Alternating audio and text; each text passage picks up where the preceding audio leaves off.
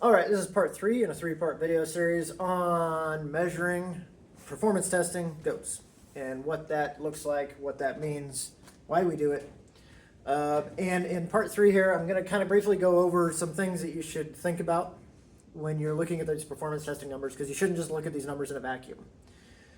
All right, if you're, and let's say we just have 2 singles here just to make it easy, because again, you're looking at litter weight at weaning, not individual kid weights. We don't care about individual kids. We care about the doe's performance or ability to raise and wean kids. Let's just say these are 2 singles here.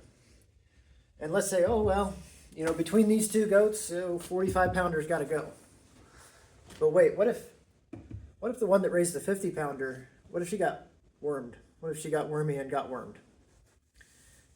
That kind of gives her an unfair advantage, doesn't it? If you're like me and you don't worm at all. Well, except when it's absolutely needed. Yeah, and that's something to consider. Or things like if you know that a particular goat is older or younger, you do want to take that into consideration. Another thing that I will say, so you want to really consider your inputs here. Another big thing that I will say is that if you're comparing your numbers to someone else's numbers, you really need to consider inputs.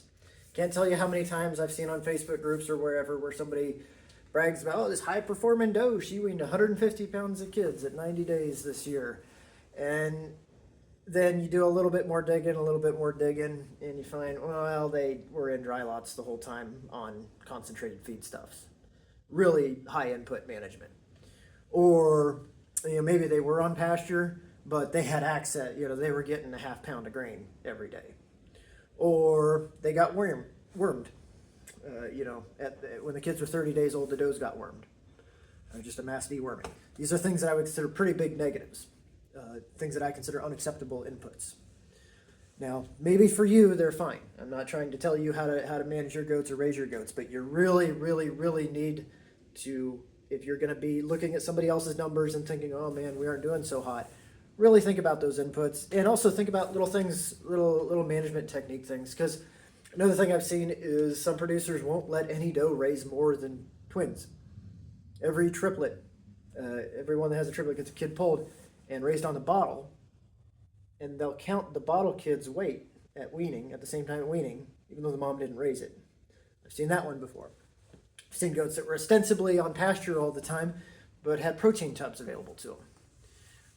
I've seen goats that, you name it really, like somebody out there is doing it.